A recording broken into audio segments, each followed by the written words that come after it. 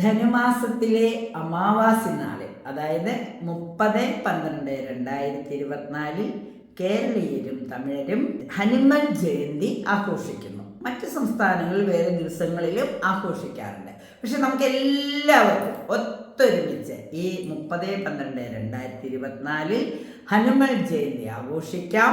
പഞ്ചമുഖ ഹനുമാൻ സ്വാമിയെ പ്രാർത്ഥിക്കാം. സാധാരണ നമ്മുടെ വാനരം ഹനുമാൻ സ്വാമിയെ പ്രാർത്ഥിക്കാം. ജയ് ഹനുമാൻ, ജയ് ശ്രീറാം എന്ന് പ്രാർത്ഥിക്കാം. ശ്രീരാമന് ജയം, ശ്രീരാമ ജയം എന്ന് പ്രാർത്ഥിക്കാം. ഈ ഹനുമാൻ ജയന്തി ദിവസം എല്ലാവരും മനസ്സറിഞ്ഞ് ഹനുമാൻ സ്വാമിയെ പ്രാർത്ഥിക്കൂ.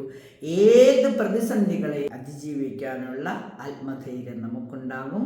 ഹനുമാൻ ചാലിസ മുടങ്ങാതെ ജപിക്കൂ. 41 ദിവസം മുടങ്ങാതെ ജപിക്കുമ്പോൾ നിങ്ങളുടെ ഉദ്ദിഷ്ടകാര്യം സാധിക്കും. ഹനുമാൻ ജയന്തി ദിവസം അതിൻ്റെ ഒരു തുടക്കമാവട്ടെ. നന്ദി, നമസ്കാരം.